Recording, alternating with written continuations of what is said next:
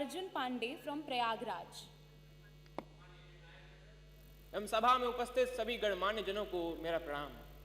जिस विधानसभा को आचार्य नरेंद्र देव, पंडित गोविंद वल्लभ पंत और चौधरी चरण सिंह जैसे नायकों ने सुशोभित किया, उस देश की सबसे बड़ी विधानसभा को मेरा सादर प्रणाम। मेरा नाम अर्जुन है, कक्षा 12वीं का छात्र हूँ। संविधान के 75 वर्षों की यात्रा पर बोलने हेतु तीर्थों के तीर्थराज प्रयाग से आपके समक्ष उपस्थित हूँ। यूनिवर्सिटी ऑफ शिकागो के प्रोफेसर टॉम गिन्सबर्ग ने 1789 के बाद लिखे गए 190 संविधानों का अध्ययन किया और पाया कि इन संविधानों का औसत जीवन मात्र 17 वर्ष है। परंतु भारत का संविधान भारत के उत्कृष्ट मानवीय उपादानों का प्रतिनिधित्व करते हुए 75 वर्षों बाद भी आज दृढ़ता के साथ विद्यमान है। यह इसलिए भी क्योंकि भारत का संविधान मात्र 2 वर्ष 11 महीनों के विमर्श से तैयार हुआ एक दस्तावेज नहीं, अपितु 200 वर्षों की सतत साधना से परिणित नवनीत है। ये यात्रा एक राष्ट्र के रूप में हमारी आत्मा का, हमारी सामूहिकता का उत्सव है।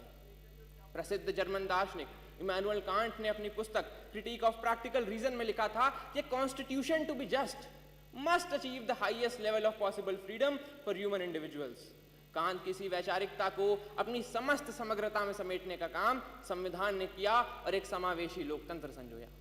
भारत का संविधान सिर्फ इसलिए बड़ा नहीं है क्योंकि इसमें 1.5 लाख शब्द हैं, अपितु इसलिए भी क्योंकि इसके पृष्ठों से महात्मा गांधी के हिंद स्वराज, भगत सिंह के क्रांति, अंबेडकर के सामाजिक न्याय और नेताजी बोस के संप्रभु और सशक्त भारत की आकांक्षाएं भी परिलक्षित होती हैं। संविधान की यात्रा सरल नहीं रही है। अगर इसने 24 अप्रैल 1973 को केशवानंद भारती निर्णय के रूप में रक्षा का प्रयास देखा तो 1975 में आपातकाल के रूप में प्रहार भी देखा। संविधान हमारा वह दर्पण है जिसमें हम अपने अतीत को देखते हैं, वर्तमान को समझते हैं और भविष्य को गढ़ते हैं। हमें यह भी समझना होगा कि संविधान साधन है, साध्य नहीं।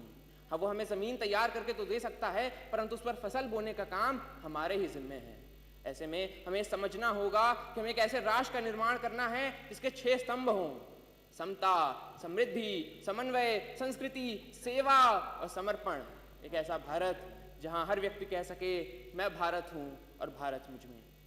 जहां विश्व में तमाम जगह संवैधानिक मूल्यों के लिए, मताधिकार के लिए आंदोलन देखे गए, वहीं भारत में सहजता से प्राप्त मताधिकार एवं मौलिक अधिकारों ने शक्ति का संचार किया। हमारा ये कर्तव्य है कि हम एक ऐसे राष्ट्र का निर्माण करें जिसमें हर हाथ को अवसर मिले, हर सपने को ऊंचाई मिले और उसे पूरे करने का नैतिक साहस मिले। अंत में इतना ही कि हमने तहरीर की है कागजों पर सदियों की बातें, हमने तहरीर की है कागजों पर सदियों की बातें। संविधान यूं ही नहीं, हर लफ्ज में एक कौम की सांसें। धन्यवाद।